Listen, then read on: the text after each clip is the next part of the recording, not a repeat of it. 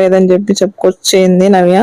అక్కడ చూసారా సపోటా కూడా ఉందన్నమాట. అది కూడా అంతే, పిందెలు బాగా పెట్టుంది, నిండా చెట్టు నిండా పూత కాయ ఉంది.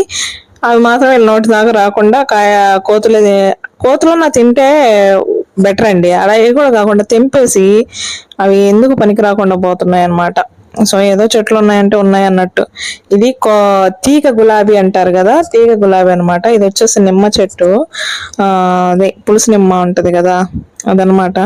మా ఇంట్లో కోళ్ళు కూడా చాలా ఎక్కువ ఉంటాయిలేండి. ఆ పులుసు నిమ్మ చెట్టు ఇది కూడా ఏంటంటే కాయలు చెట్టు నిండా ఉన్నాయి ఇందులో కూడా. ఇవైతే అందరికి ఊరందరూ ఎవరికి కావాలంటే వాళ్ళు తీసుకెళ్తూ ఉంటారనమాట.